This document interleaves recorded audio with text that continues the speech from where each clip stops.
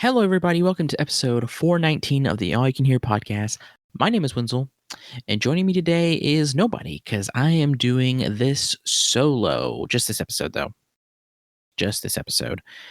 And for today's episode, we're going to be doing, or I am going to be doing something new, but is definitely also new for the podcast as well. And what I mean by that is I'm going to be doing a book sampler, specifically a horror book sampler. Since it is the Halloween season, I thought I would do this new format in a festive way. And what I mean by sampler is I'm going to be reading excerpts from 3 classic horror novels. I love reading and I love learning, and so I thought this would be an experiment for me and for this podcast to kind of get people interested in these or in the Halloween mood. One of these novels I have read twice, and the other 2 I am actually currently reading this month. I am enjoying them so far, and honestly, this idea was kind of last second, but it was still perfect timing because, as I said, I just happened to be reading them. As I said, they are classics, so they are widely known, but they are also within the public domain, so they are well beyond fair use. But maybe you're like me and you haven't read some of these. So I thought maybe this would help those seeking them out. You can definitely find these at your local library or independent bookstore. If you're listening here in Tuscaloosa, go to Ernest and Hadley's in downtown. They're awesome. Or if you're in the Birmingham area, check out Thank You Books. They are also awesome. And as I said before, this is also a first for me, so please don't let me be the only deciding factor in seeking these works out. Read them for yourself or get an audiobook and listen. I'm just really hoping these get you or whoever to read because it doesn't have to be these, but it has to be something scary for the season. So, the first book in our selection for today's episode is going to be Mary Shelley's Frankenstein or The Modern Prometheus. This is the only book out of the sampler that I have read. I've actually read it twice, I believe. I read it once in high school and once more in college. Obviously, both for literature classes. As I said before, these are classics, so they're very famous. Frankenstein, especially, being such a huge influence for horror fiction and science fiction. But maybe you need a little refresher on what Frankenstein is about. Frankenstein is a gothic tale that follows Dr. Victor Frankenstein as he plunders graveyards for body parts to construct a new being that he is successful in creating, but seeks out to destroy him. As with each of these stories, there will be spoilers, but not too much, nothing too heavy, nothing too crazy. It will mostly just be the first part. For Frankenstein, I'm going to do something a little differently, and I'll explain later. But for the most part, there won't be any heavy story spoilers. And with each one, I won't go into too much details about the book itself. Like I said, this is just a sampler, and I will be reading the excerpts. I will give you a basic synopsis and go into what edition this is. But other than that, I won't go into anything too heavy for this episode. This edition is from the Penguin Classics series, edited with an introduction and notes by Maurice Hindle. The cover is The Wounded Philoctetes by Nikolai Abelgard. I should also say, too, if I mispronounce anything, I am sorry. I am trying my best. I believe this is the most recent edition, too. This is from 2003. Yes, this is reissued with revisions and updated further reading. Frankenstein was originally published in 1818.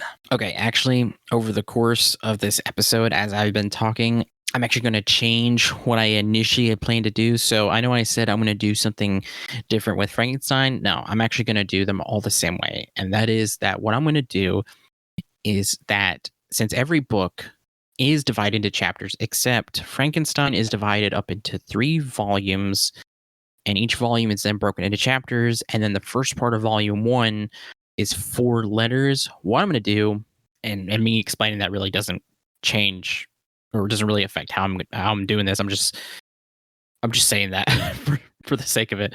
So what I'm going to do is, and I'm doing them for all this, or I'm doing this for all of them, is that I'm going to read the first page, first part of each book. So for Frankenstein, it's going to be first page, letter 1. Then for Dracula, same thing. It's going to be the first page of the first chapter. And then for the picture of Dorian Gray, it actually starts with a preface. I'm going to read the preface and then the same thing, just the first page of the first chapter. But then I am going to read my favorite passage from each book. So I will have timestamps in the description because that will basically be like my free reign to kind of get spoiler heavy, even though I won't really. I'm just reading the passage. So yeah, that's how I'm going to do it. So, letter 1 to Mrs. Seville, England, St. Petersburg, December 11th, 17. You will rejoice to hear that no disaster has accompanied the commencement of an enterprise which you have regarded with such evil forebodings.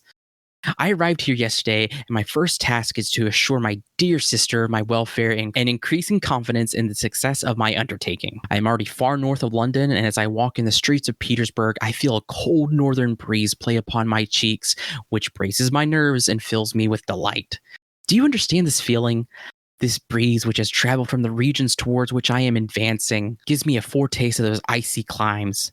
Inspirited by this wind of promise, my daydreams become more fervent and vivid. I try in vain to be persuaded that the pole is the seat of frost and desolation. It ever presents itself to my imagination as the region of beauty and delight. There, Margaret, the sun is forever visible, its broad disk just skirting the horizon and diffusing a perpetual splendor. There, for with your leave, my sister, I will put some trust in preceding navigators. There, snow and frost are banished, and sailing over a calm sea, we may be wafted to a land surpassing in wonders and in beauty every region hitherto discovered on the habitable globe. Its productions and features may be without example, as the phenomenon of the heavenly bodies undoubtedly are in those undiscovered solitudes. What may not be expected in the country of eternal light? All right, that is the first part of this sample for Frankenstein. As I said, it starts off with 4 letters that are from the perspective of a Robert Walton going on an expedition to the Arctic. And that is all I will say. Basically, it's like your prologue. And then I am going to read my favorite passage. If you have this edition of Frankenstein, it would be on page 172. I will say, too, this does have dialogue. So if I do voices or if I don't do voices, I'm sorry. Or if it sounds weird, I've never done this type of thing before, so this is completely new territory because I actually spoken this aloud to myself before doing this, and I felt like I was just reading it, and I wasn't like acting or anything, and it just felt off, and but I don't know if I want to really act because I just, you know what, I'm gonna do something. So for this, again, I'll put timestamps. So if you don't want to know what's happening right here, then you can just skip ahead to the next book. But basically, to set the scene here, Frankenstein has made a promise with his monster that he will create a companion for him. But Frankenstein has decided that he's going to break this promise because he doesn't want to introduce another creature into the world. He doesn't want to introduce another creature because he deems them too evil, and he doesn't want to be responsible for unleashing them upon the world. And this is his monster discovering that he has broken his promise. So here we go. Presently, I heard the sound of footsteps along the passage. The door opened, and the wretch whom I dreaded appeared. Shutting the door, he approached me and said in a smothered voice, "You have destroyed the work which you began. What is it that you intend? Do you dare to break your promise? I have endured toil and misery. I left Switzerland with you. I crept along the shores of the Rhine, among its willow islands and over the summits of its hills. I have dwelt many months in the heaths of England and among the deserts of Scotland. I have endured incalculable fatigue and cold and hunger, and do you dare destroy my hopes? Begone! I do break my promise. Never will I create another like yourself, equal in deformity and wickedness. Slave, I before reason with you, but you have proved yourself unworthy of my condescension. Remember that I have power. You believe yourself miserable, but I can make you so wretched that the light of day will be hateful to you. You are my creator, but I am your master. Obey. The hour of my irresolution is past, and the period of your power has arrived. Your threats cannot move me to do an act of wickedness. but they confirm me in a determination of not creating you a companion in vice. Shall I, in cold blood, set loose upon the earth a demon whose delight is in death and wretchedness? Begone! I am firm, and your words will only exasperate my rage. The monster saw my determination in my face and gnashed his teeth in impotence of anger. Shall each man, cried he, find a wife for his bosom, and each beast have his mate, and I be alone? I had feelings of affection, and they were requited by detestation and scorn. Man, you may hate, but beware. Your hours will pass in dread and misery, and soon the bolt will fall which must ravish from you your happiness forever. Are you to be happy while I grovel in the intensity of my wretchedness? You can blast my other passions, but revenge remains. Revenge henceforth dearer than light or food. I may die, but first you, my tyrant and tormentor, shall curse the sun that gazes on your misery. Beware, for I am fearless and therefore powerful. I will watch with the wildness of a snake that I may sting with its venom. Man, you shall repent of the injuries you inflict. That concludes the first sample for Frankenstein. Absolutely love that exchange there. Beware, for I am fearless and therefore powerful. Iconic line. I think everybody can agree that is very, very cold. Very cold line. But yeah, I absolutely love Frankenstein. It's oh gosh, it's been like last time I read it was probably 2019. So it's been about 6 years. So yeah, I've really enjoyed rereading it. Just as incredible as when I first read it. And yeah, I don't talk about it enough, but yeah, I absolutely love Frankenstein. The next novel I will be reading an excerpt from will be Bram Stoker's Dracula. As with all of these, I didn't say this previously, but this is part of the Penguin's Classics series as well. This edition, I did not realize the cover was actually commissioned specifically for this book, which is really cool. It's probably one of my favorite covers from Penguin Classics. It is Dracula by Slava Harasimovich. This edition was also edited with an introduction and notes by Maurice Hindle and with a preface by Christopher Frayling. Dracula was first published by the Archibald Constable and Company in 1897, and this revised edition was published in 2003, just like Frankenstein. So far, very good. It is obviously there's been so much that has been the Dracula has been adapted so much, so it even though I am enjoying it, I do know what's going to happen. So obviously having also recently, or obviously last year with Nosferatu, I mean, it's like it's been beaten into my brain, like the story beats and everything. But again, I'm still enjoying it very much. If you're not familiar with Dracula, to give a brief synopsis for this, basically the story follows Jonathan Harker, who goes to Transylvania to help Count Dracula to purchase a home in London. When he goes there, he falls under the influence of Dracula because, as we all fucking know, he is a vampire.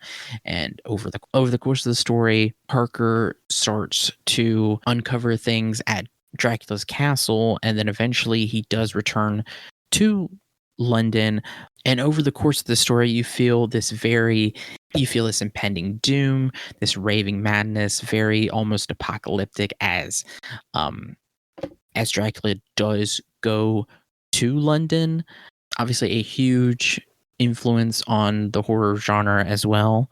Dracula. I am very tempted to do the voice that Bill Skarsgård does for Nosferatu.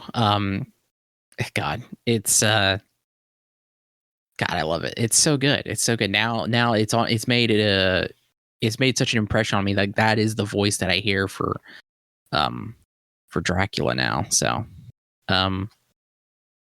yeah, so here we go. Chapter 1. Jonathan Harker's journal, kept in shorthand.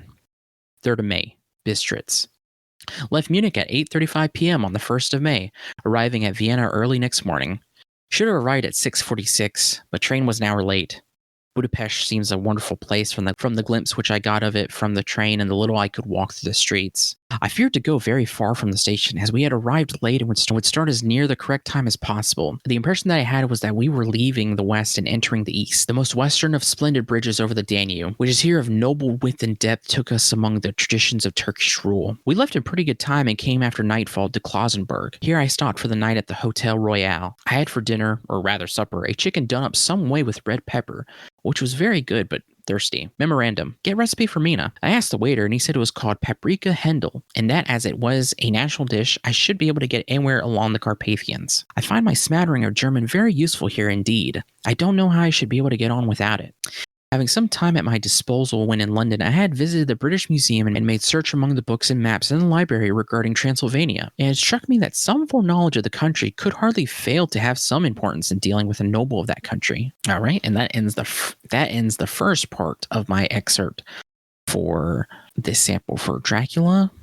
Okay, for this, before I get to my favorite passage, I'm going to try to read this small letter that Dracula gives to Harker in the accent. So forgive me or praise me.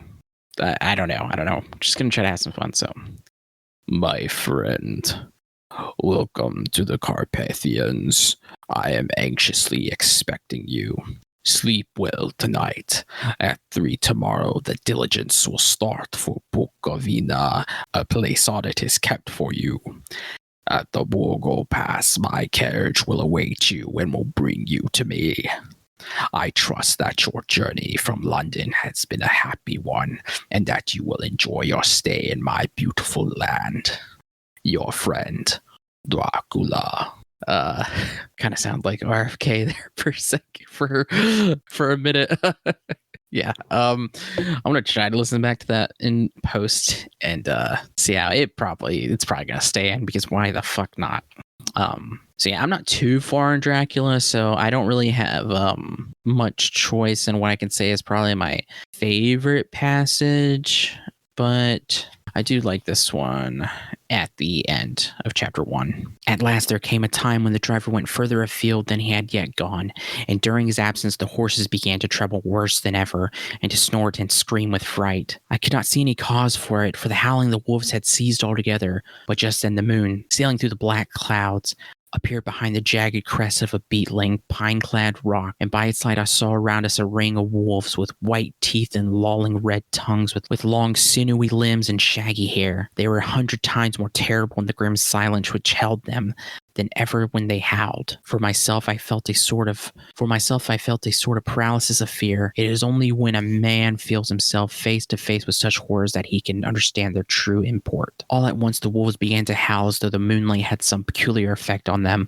The horses jumped about and reared and looked helplessly round with eyes that rolled in a way painful to see, but the living ring of terror encompassed them on every side, and they had perforce to remain within it. I called to the coachman to come, for it seemed to me that our only chance was to try to break out through the ring and to aid his approach.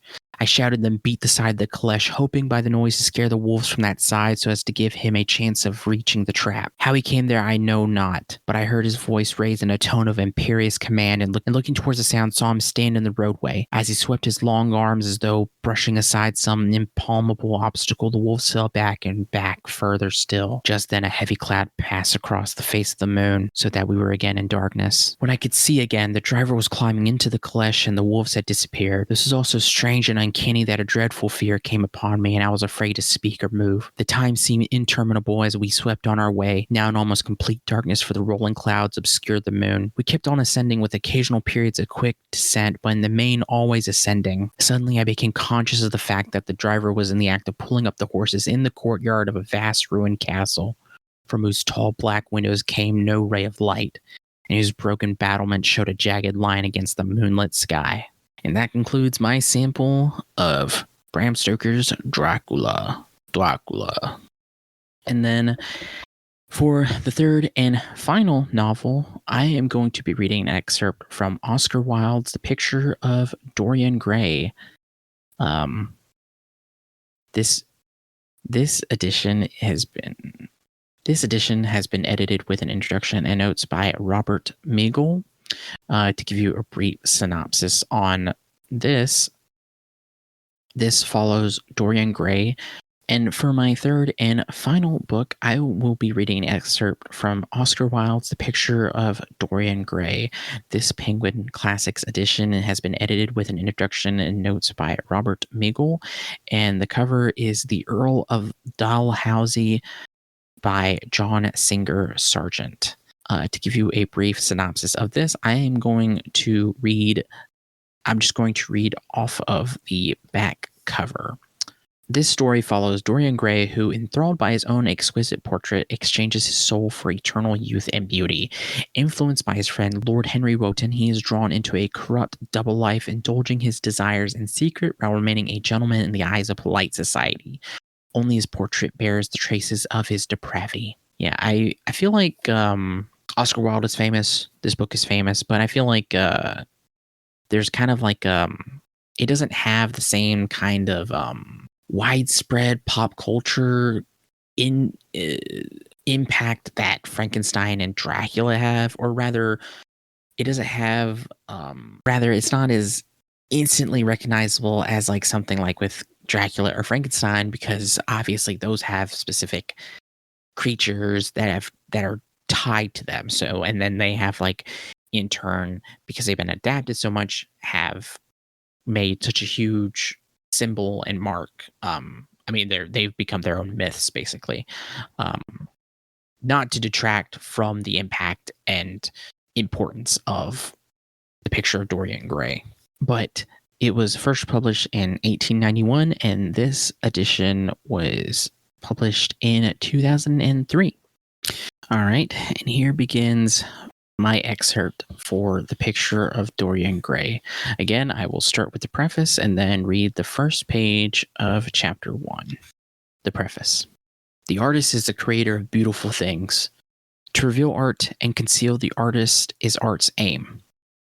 The critic is he who can translate into another manner or a new material his impression of beautiful things. The highest as the lowest form of criticism is a mode of autobiography. Those who find ugly meanings in beautiful things are corrupt without being charming. This is a fault. Those who find beautiful meanings in beautiful things are the cultivated. For these there is hope. They are the elect to whom beautiful things mean only beauty.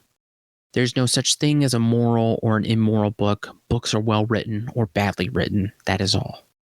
The 19th century dislike of realism is the rage of Caliban seeing his own face in a glass. The 19th century dislike of romanticism is the rage of Caliban not seeing his own face in a glass. The moral life of a man forms part of the subject matter of the artist, but the morality of art consists in the perfect use of an imperfect medium. No artist desires to prove anything. Even things that are true can be proved. No artist has ethical sympathies. An ethical sympathy in an artist is an unpardonable mannerism of style. No artist is ever morbid.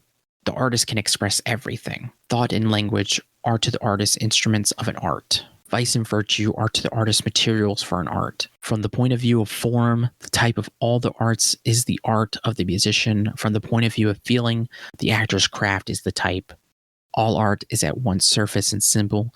Those who go beneath the surface do so at their peril. Those who read the symbol do so at their peril. It is the spectator and not life that art really mirrors. Diversity of opinion about a work of art shows that the work is new, complex, and vital. When critics disagree, the artist is in accord with himself. We can forgive a man for making a useful thing as long as he does not admire it. The only excuse for making a useless thing is that one admires it intensely. All art is quite useless. Oscar Wilde. Chapter 1.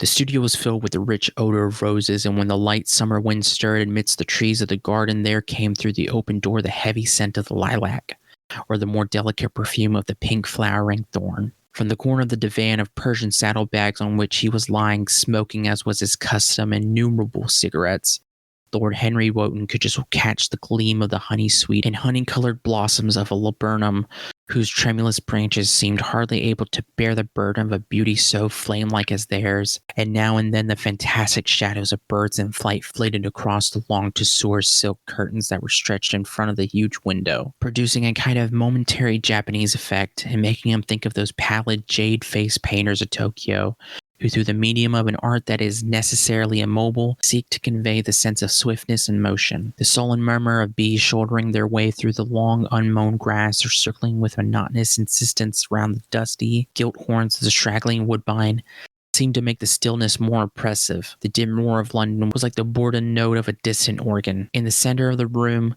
clamped to an upright easel, stood the full-length portrait of a young man of extraordinary personal beauty, and in front of it, some little distance away, was sitting the artist himself, Basil Hallward, whose sudden disappearance some years ago caused, at the time, such public excitement and gave rise to so many strange conjectures.